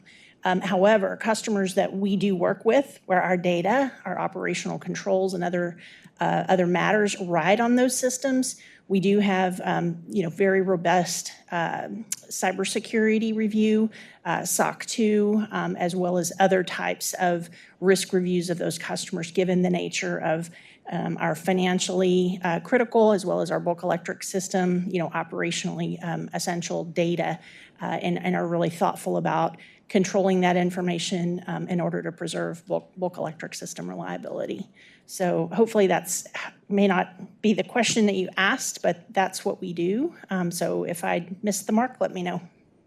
And we don't have to go into details, but there is a concern with large load customers. Of course, they create a new attack surface in dependency. So maybe they may not be directly, like you said, they're segmented from us, but they're still part of the environment. An attack is an attack. And so just something to consider for the future. And I guess my last question would be, I know we talked a lot about the approval process, and so I just want to make sure that we're equally focused on the infrastructure readiness. And I think we talked about the cost recovery and demand flexibility. And again, I would just conclude with, when it comes to data centers, how are we protecting system reliability and ratepayer fairness as these data centers they request to be accelerated? Thank you for the question. I want to highlight that these large loads, and I know we're focused quite a bit on data centers, but large loads defined within ERCOT are loads in excess of 75 megawatts. And so there are large loads of a lot of different industrial complexions and load characteristics that fall under that large load umbrella. CPS Energy has our own review, and we ensure that we are being appropriately conservative and prudent in the review of the physics associated with our system and any loads that we're interconnecting. A companion activity that occurs at ERCOT is really the study of the overall transmission system with these loads. And there is now a new large load interconnection process with ERCOT that's being architected as we speak. So I do believe, given the fact that we're seeing loads within ERCOT now in excess of 200 gigawatts, according to the ERCOT board briefing from last week, we certainly are seeing meteoric growth in our service territory as well. But I think it's really critical that folks understand that we do focus on reliability, on ensuring that we're bringing on customers in a safe manner, first and foremost, and that we're not compromising the reliability of the system based on any one customer's maybe desire to have speed to market. That being said, we are working very cooperatively with all of the entities that are looking to relocate to Central Texas. We do provide very reliable and affordable service, which makes us an attractive service territory to interconnect with. I will highlight this last legislative session, there was an important point of legislation that was passed that we were supportive of and are active in helping architect alongside other industry stakeholders the implementation of Senate Bill 6. Senate Bill 6 has a number of attributes that were passed as part of that legislation that guide, I'd like to call it physics and fairness. Really look at the physics of interconnecting these loads, ensuring that these loads also are bringing backup generation for islanding capability during periods of system stress, and that there are minimum costs associated with conducting studies and going through an internet connection process that these loads are going to be responsible for. So there's a lot more to be done in this space. But we are very fortunate and blessed to be an area that a lot of different industries are wanting to move to. But we at the utility want to ensure, first and foremost, that we are safely and reliably studying and interconnecting loads in an equitable manner, in a manner that does not compromise the bulk electric system. Thank you for that response. Mayor? Thank you for that. You're talking about the large load is 75 and above, is that right? For ERCOT. For ERCOT, okay. I'm sorry, for us it's 40. We drop ours to 40. Understood. What is the average, though, that we're seeing from the data centers? I don't have I can get that number for you, but it is not uncommon for a data center to come in requesting hundreds of megawatts of load. Right. So to your point, there's a lot of different kind of large load. However, these not only meet the minimum, they are in excess of that. And so, and maybe more from a policy perspective than, understanding some of the other considerations as a result of being able to support that. Yeah, thanks. Thank you. Great questions. I'm so pleased that the board is really engaged on these topics. The next item, we're going to go ahead and discuss distribution systems reliability and resiliency. And please introduce yourself. Thank you. Yep, will do. Can you hear me? Okay. Well, thank you for having me here. Before getting into the prepared remarks, I flew in last night. I'm based in Minneapolis, and I got into the rental car and turned on the radio like I normally do. And the first thing that came out of there was a commercial for a portable genset or a backup generator saying, "Winter's coming, don't find yourself without reliable power." So I was like, is this a sign or what of our industry and where things are going? So that certainly put this presentation and this whole afternoon in session. May you live in interesting times has been said, and I think times are certainly very interesting last few years than what they have been in several decades. So appreciate the opportunity to speak here. My name is Durgesh Manjure. I've recently started working for the Electric Power Research Institute earlier this year. I'm responsible for EPRI's global research. The sector is called Integrated Grid and Energy Systems, so it includes transmission and distribution, both operations and planning, energy markets, resource adequacy, energy storage, as well as some climate analysis and energy systems as well. From a background standpoint, I finished a little over 20 years at the MISO Energy ISO RTO that's based in the Midwestern US. And very broadly speaking, 10 years in long-term transmission planning, about 7 or 8 years in the control room. And then last role was in resource adequacy before moving to EPRI. So a little bit about EPRI. EPRI is a global research organization. We work in 45 different countries. We have more than 400 members. And essentially our goal is to ensure a safe and affordable and reliable electric system across the globe. Our main differentiator, if you will, is we are a collaborative-based organization, so bringing members together and these utilities and learning from all of the utilities together and the members together is what separates EPRI. Essentially, we are an R&D and technology transfer company. And if you will, products or solutions that come out of EPRI can span all the way from just kind of gathering people together to talk about best practices, or it could be identifying frameworks that can be utilized by companies such as CPS Energy, or there are several software solutions, for instance, that EPRI develops as well that is available to members as well as non-members. So one key aspect of our mission is public benefit. So often we have software programs, for instance, I don't know if you've heard of Open Systems or Open DSS. That's an EPRI product that's used vastly across the globe. So we are a nonprofit, and as I said, public mission or public benefit is a key component of our mission. CPS has been engaged with several programs here, and then from a distribution standpoint, I think CPS is a full buy on most of the programs. Energy storage, I think, is a partial buy as well. So we appreciate your engagement. We appreciate the expertise that individual utilities bring, because that's what really makes the EPRI research what it is, because we really learn from all of our members and bring together on the collaborative front there. I guess with that background, really, the plan for the next 20, 25 minutes or so is really build upon what Anna Marie and Gautam and Laurie mentioned, and really focus on three things. Let's see. Yeah, there you go. Why is it prudent to look at proactive way of addressing distribution resilience? That's one. What are the different solutions that might be available to us? And lastly, and some of the questions that came up earlier from Trustee Jones and Romero about how do you ensure that the solutions are being consistently evaluated? How do you know you're getting a bang for your buck? And then how do you prioritize, given that you have limited budgets and so many uses of your money?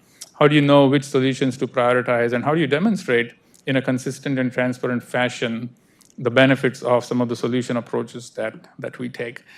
We'll start off from the source, and it has been, we've already talked about extreme weather, and we live in Texas, so you're no stranger to extreme weather. I didn't mention this earlier in the introduction, but really this is even more pertinent for Texas, and we'll start from the chart on the top left there. It's the chart from NOAA that lists the instances, the number of instances of billion-dollar disasters driven by weather. And it can be a range of, it can be a hurricane, it could be inland flooding, it could be straight winds, it could be a derecho, it could be ice storms, all of that put together. So generally, as you can see, the trend is increasing. So in terms of relative to 1980, we are 3 times the number of instances that we've seen. Relative to 1990s, relative to the 1980s, that's almost 5x. Relative to the 90s, it's about 3x in terms of the number of instances. So why is that? Clearly, one factor is our 100-year storm is happening every 5 years or 3 years or so, and you guys are no stranger to that. But the second factor, which is maybe not so explicit, is the population growth. I think Gautam talked about the growth that we're seeing here. So there's more infrastructure, there's more population also in the way of these storms. I live in Minneapolis, not exactly the warmest place. More than half a dozen of our friends actually recently moved to Dallas in the last year or two, because everybody's kind of moving south. So there's more people in harm's way, if you will.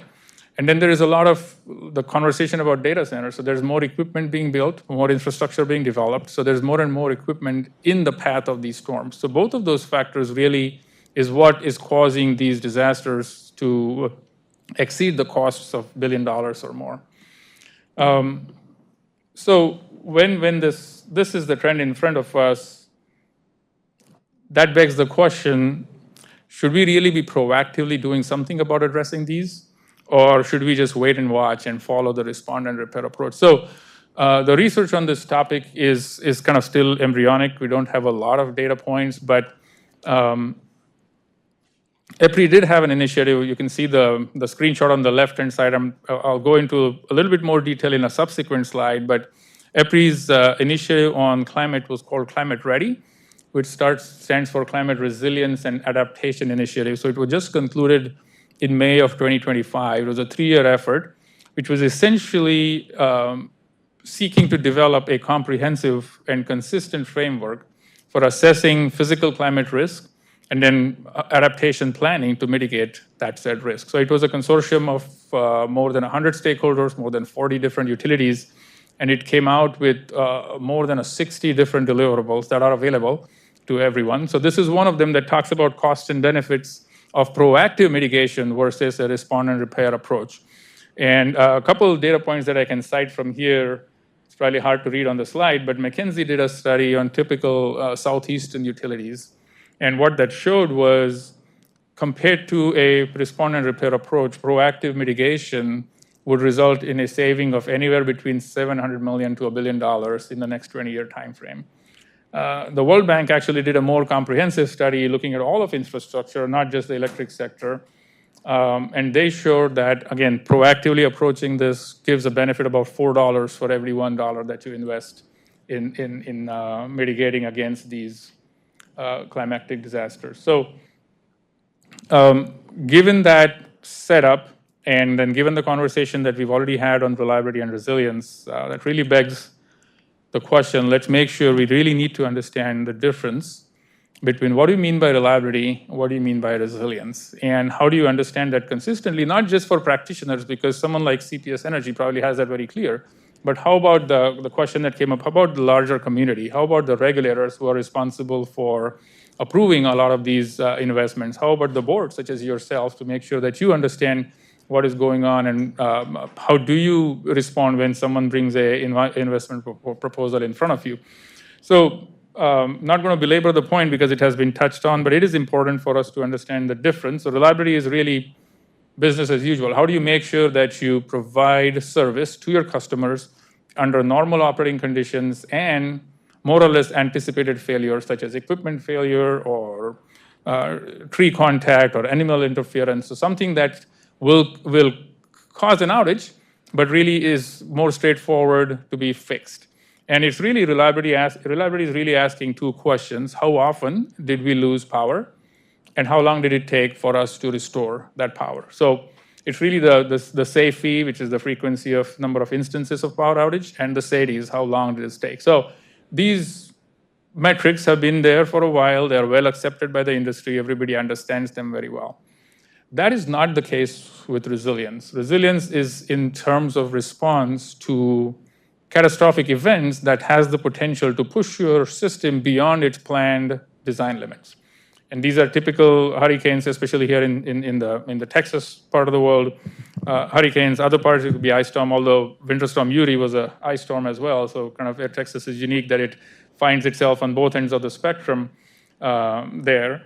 But resilience is more nebulous. It's not as clear and crystal as reliability in terms of how do you even start to measure what is some of the effect and what solutions can we can be put in place. So really 3 things that come out, which is important for us to understand the distinction, is the solutions to both of these can be different. There are some solutions that can really help just the reliability piece, some solutions that can help with underground, with resilience, but there could be common investments, and Lori's slide showed that there are investments that can both help with reliability and resilience as well. So how do you identify those specific to your condition? Because what works here for CPS Energy in Texas may not be the same solution that works for Consumers Energy up in Detroit, which can be very different. So how do you get to a point where you have a consistent way of understanding what those solutions are and which ones make sense for you as your own utility? The second consideration is really the operational mindset, right? When you're thinking about reliability, you want to minimize the frequency and the duration of your outages. For resilience, it's not just that, it's about how do you prepare for some of these events, how do you withstand or sustain through some of these events, and then how do you restore after the event is complete? So it's a much broader playground, it's a much diverse set of considerations relative to reliability. And the last part, the question, I think, Trustee Jones, you asked about how do you know your investment is working? That it's a very different payoff. Reliability, you can make an improvement, say you put in animal guards or you do feeder automation, and then you look at the revised performance over the last year or so, take your average SAIDI and SAFE, compare it with what it was before, and you have your answer. Resilience is really trying to measure the benefit of avoided losses. And what do you do if there is no storm? No 2 storms are the same. How do you know that you build for one particular assumption and something else happens? So there's different more considerations which we'll talk about in subsequent slides, but really the scope of the problem in terms of investments and their payoff and their understanding of how much to expect in terms of a payoff, how long is it going to be before it takes off? All of those questions make understanding this distinction very critical for our industry. Would like to just flash a few solutions here, but this is by no means an exhaustive list, but to really highlight the point, for instance, if you look at animal guards there, it shows a significant, is there a pointer here? Oops. Well, I'm sorry, I can't show the exact line that I was referring to, but if you look at animal guards, clearly a lot of improvement on your reliability. But let's say if there's a catastrophic storm that takes half the system out, then your animal guards are not going to be providing any benefit to resilience. Same thing with, let's pick another one, say vegetation management, I guess, trimming lines that are on, or the branches that are on line could help with reliability. But if the whole tree falls down in a storm, does that really help? And I think some of the lessons learned from, I think, Beryl came out, that Hurricane Beryl, that maybe we need enhanced vegetation management. We're not only trimming the trees that are in the right-of-way, but you also take care of trees that are beyond the right-of-way. That way you prevent the trees from falling on your system and then taking them out. Conversely, if you look at substation elevation as a means or as a solution to your resilience problems, clearly elevating the substation is going to help with flooding, it's going to help with restoration as well, it probably even reduce the number of outages that you have. But really that doesn't do much in terms of your day-to-day reliability or SAIDI and SAFE types of metrics. And then there is this sweet spot that we talked about, and I'll not repeat it too much, but for instance, undergrounding. Undergrounding has significant potential. Of course, it comes with a cost, but it is going to help with your resilience because you're just taking the system out of harm's way. And then, of course, with reliability, because you prevent from, as Rudy was saying, someone driving their truck into a pole, that sort of situation is going to get minimized when you underground. So enhanced vegetation management, we talked about that, or even hardening poles, or replacing wood poles by lattice structures or anything else that's going to help withstand the storm or even regular storms, that will have a benefit on both of them in terms of reliability and resilience. So how do you do that? And we'll have a couple more slides on that. So this goes back to the question that was asked earlier. How do you compare solutions, and how do you know that they are working? And even how do you choose the right solution between different options that are available to us? Generally speaking, and I don't know if it's true for CPS Energy or not, but the ability to have technical analyses on the distribution system can be improved, is what we've observed based on consultation with our members. So typical approach that we've heard about is you will look at your salient safety, you look at the least or the worst performing feeders, if you will, you make improvements so that those feeders get off the list, and then you go on with your own business and then do the same thing next year. So what that does is makes it a reactive process. And of course, it's very manual and time consuming, and you can't guarantee the consistency of that evaluation as well. So what we need, and then of course we don't know if those are the most valuable investments or not. They may be the worst performing feeders, but there might be other locations on your system where there might be a better return on that investment. So those questions remain unanswered based on the current way of doing things. So what you're seeing, let's go back on the slide. What you're seeing on the slide are results from a tool that EPRI has developed that allows you to both, in a consistent and transparent manner, compare different options of mitigating against reliability. And not only does it help you, so for instance, it shows recloser versus pole hardening versus undergrounding, and that's the level. It's hard to see the colors, but the scale, you can see that the improvement based on the different colors of how the system performance improves relative to the baseline. But not only that, even say, for instance, you see pole hardening at 30%, you could compare pole hardening at 30% versus 50%. You could compare different locations on the system, 10% here versus 15% there. So what it does is it puts you in the driver's seat. It allows you to analyze this in a more straightforward, more efficient time, and it's more transparent. So you can show that to your stakeholders that, look, because of this analysis, we know that, for instance, undergrounding 10% of the system is better than putting reclosers in 5 different places. So it gives you the wherewithal to really perform this analysis rather than having to follow a more manual or inconsistent approach. And all of this work is being done under Program 200, and CPS Energy is a full member of that, so you should be able to get benefits of that. If you need any contacts or if you need to reach the right people, I'll be happy to make the connection if that's not already there. But I suspect you're already on top of that. This is in the context of reliability, mostly based on safety. The more challenging question comes down to resilience. So I mentioned the Climate Ready initiative earlier. It is a much broader framework, if you will, to assess the risk from physical climate events. And then also, how do you actually go about mitigating? And I apologize, the slide's busier than what I would have liked to be, but there's just too much to pack into it, and I didn't want to split it into multiple slides. But what it really is trying to do is, it's kind of like a 5-step process, if you will. Starting from the different types of hazards that your system is potentially going to be exposed to, be it a hurricane, a cyclone, winter storm, inland flooding, whatever the case may be. So that's step 1. The next step is the exposure assessment, like what portion of your system is actually exposed to those events. And really the output of that step is a database of your assets which are exposed to different types of climatic hazards. So from those steps 1 and 2, the next step, what we do is a vulnerability assessment. The question that it's trying to answer is, out of the range of assets and equipment that's exposed to your weather hazards, which ones of those are actually vulnerable to fail? And it looks at both a retrospective look, so you can have records that at 100 mile per wind, some of these equipment actually fail, or the line stopped, or the pole stopped, or so on and so forth. So you could rely on historic experience, or you can use a model, which is typically called a fragility curve.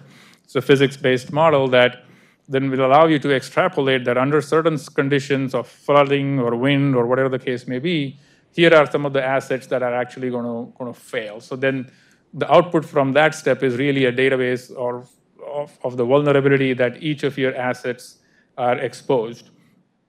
And from there, once you know, okay, for a certain storm, for a certain exposure, for a certain vulnerability, how is my system going to be impacted so that it risks my ability to provide service to our customers? So that is where a few different indices are proposed. So there's a CORI, which is Customer Outage Risk Index. There's also a DORI, which is the DER. So it looks at Distributed Energy Resources Index. So it's a DORI. There's also a Load Outage Risk Index, or a LORI. I'll just say there is a Dory, but there is no Nemo for sure. Sorry, that was a joke. But basically the point being it allows you to have a consistent, open, and transparent way to assess what is the impact of all of these factors on the ability to serve your customers. And then you can do the ranking of those risks. And through that, then you can look at, okay, what sort of adaptation or system improvements are needed so that you can minimize that risk. So it doesn't go into a recommendation because it does not consider costs. And it also does not know what are, for instance, what is CPS Energy's specific strategic plan and where do these investments fit? So it doesn't go all the way as recommending a solution, but it provides a range of potential solutions where you get the maximum benefit. And then it is up to the utilities to decide, okay, if this is what it looks like, how do I make sure this fits in my overall strategic plan that makes sense for these investments? So that's Climate Ready. As I said, I tried to boil that down. There's more than 60 deliverables. They are all available on our website. Happy to connect the dots. And this has come, again, I can't say this enough. EPRI's output is not just EPRI's. It really benefits from the intelligence and experience that our members bring in. So this is a collective work of more than 100 stakeholder entities that came together over a period of 3 years. So we would urge you to look at it and see if you can benefit it. If there are ways we can help, certainly happy to continue that conversation. I would love to pause for questions as well, but I have a few more. I'll run through them real quick. So I think we're good with the presentation unless, so we can ask them questions, because I know we still have to go into executive session, and then we have time for 3:45, unless y'all want more slides. We have questions, Mayor? Okay. I'm happy to. Thank you for the presentation. On, that slide's not numbered, but the stat is investments in more resilient infrastructure for low and median income countries bring $4 in benefit for every $1 invested. What is it in a high income country like the US? I apologize, I don't have the answer actually, but I did stop at that myself, but I couldn't dig deeper enough into the reports from World Bank. But this is public information, so I'll take that as an action item to find out, Chris. Thanks for that question. No, I appreciate it. It got me thinking, we're always thinking about ROI, and certainly given the very fast growth in our community, you assume the ROI based on today's population. I know it's obviously really hard to understand what is the ROI when you're thinking about building in resiliency for parts of the community that are not as dense as they certainly will be in 20 years from now. So 100%. Appreciate the presentation. Thank you. Thanks for the question.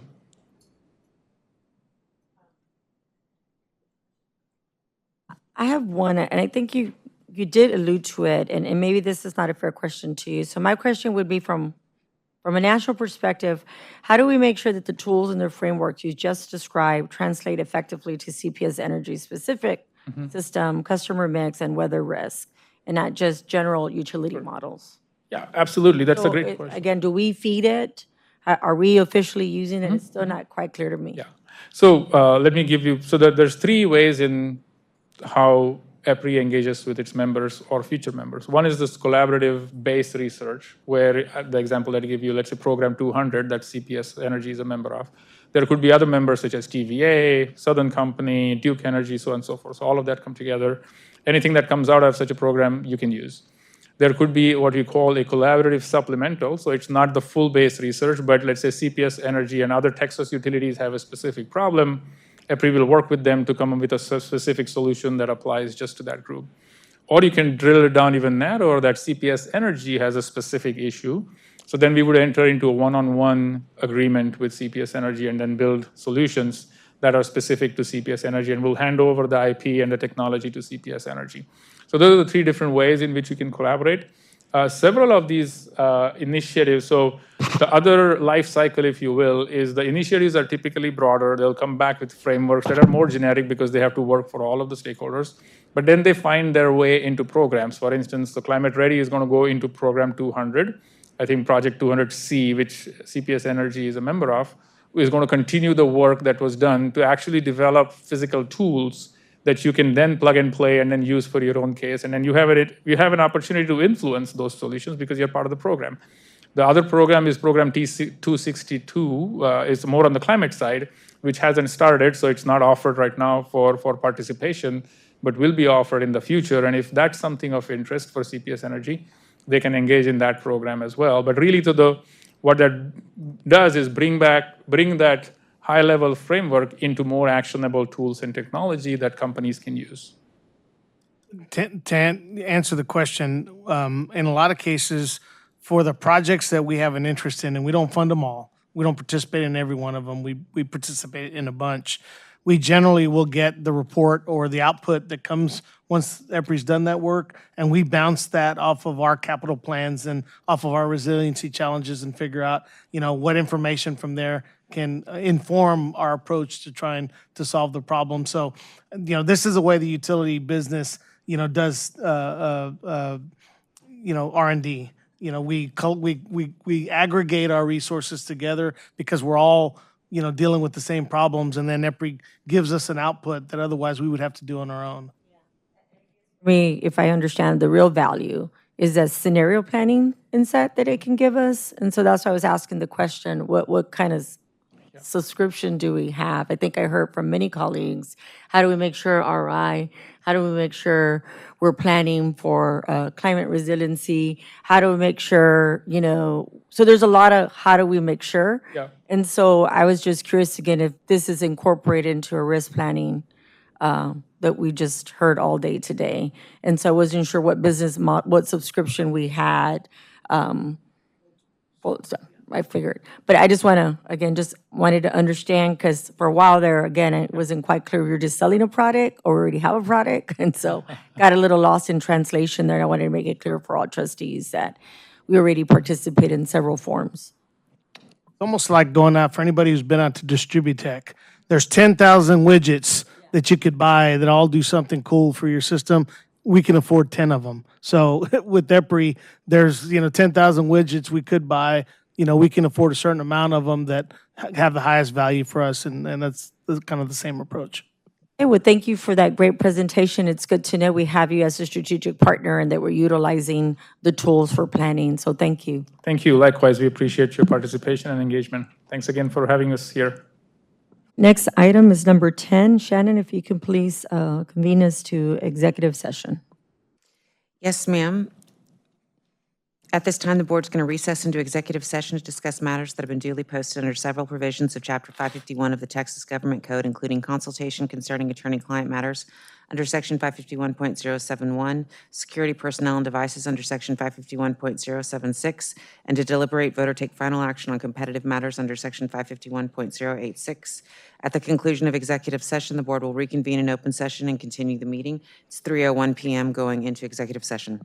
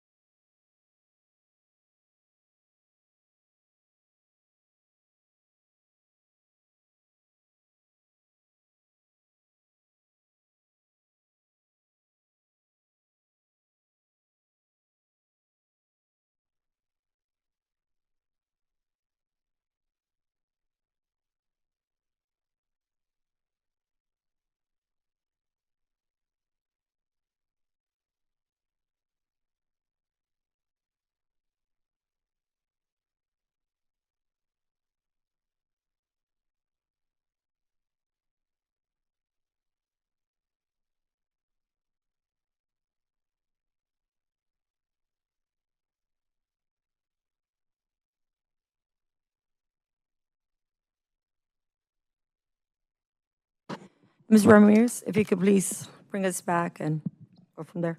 Yes, ma'am. It is 3:58 PM and the board has concluded executive session. I can confirm that there were no votes taken and no matters were discussed that were not part of the posted agenda. We have a quorum and all members are present. Item number 11, review of action items. Yes, ma'am. I got 9 action items in our open session. The first was a request from the mayor to understand how severity and frequency of weather events impacts the life cycle or the maintenance costs of our equipment and planning. So I'm going to ask that the enterprise risk management do follow-up information on that. The second was also from the mayor. How do we adjust our planning process to mitigate against the risk just previously mentioned, severity and frequency of weather events? So I'll also ask enterprise risk management to update their materials to reflect this. The third was from yourself, Committee Chair Gonzalez, and it was to please share the ERM program benchmarking results as soon as they have been completed and received. I'll send that to enterprise risk management. The fourth was from Trustee Romero. It is, how do we tell our story about how the increases and decreases in the reliability metrics like SAIDI are impacted with respect to our reliability mitigations. So I will talk to Lori and Richard about that one. The fifth I have is from the mayor, and it was for a 1 or 2 pager to explain our evaluation process for strategic undergrounding, both the costs and the benefits. And I'll look to our EDS group for help with that. The sixth is from Trustee Dr. Mackey, and it was a request for, I was just going to use the word workshop for lack of a better word, to see the load shed process and impact upgrades since Uri. And I'll look to EDS, Integrated Security and Board Relations, to coordinate that. The seventh was from the mayor, and it was to forward the article that was used in Anna Marie's presentation. I'll have that forwarded to all of the trustees. The eighth is from Committee Chair Gonzalez, and it was consider how to incorporate the enterprise risk management information to transfer or escalate to the trustees through the new board relations platform. How to get that information to you all? Sorry, I didn't say that very well. Correct. And I will have that go to board relations and to enterprise risk management. Sorry, I was taking notes at the same time. And then the ninth is from the mayor, and it was a better explanation of how the large load requests and customer demand has an impact on our risk, reliability, and resiliency analysis. So I'll look to EDS, Enterprise Risk Management, and our Chief Strategy Officer to provide additional information on that. And that is all of the action items that I was able to. Hold on real quick. Go Well, ahead, I Mayor. just wanted to, oh, The mayor was going to speak. okay. My apologies for being late. I wanted to make sure I captured my request. So there was the articulation of the reserve amount and its connection to not only the bond rating, but how we understand that amount to be sufficient to address the risks that we've identified. My curiosity with the TD article, as well as with the EPRI report, and then I really welcome understanding the ROI for high-income countries regarding the investments in resilient infrastructure. Thank you. On mine, I just wanted to emphasize, I forget what number it was. It wasn't like an immediate request. It was more of like a long-term kind of thing. So I'm not going to be expecting something back anytime soon on that. Thank you. Okay.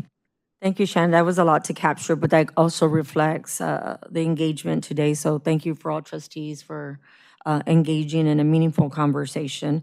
On that note, the time is 4:02 to adjourn the meeting. 0. 1 second, we got it. Thank you.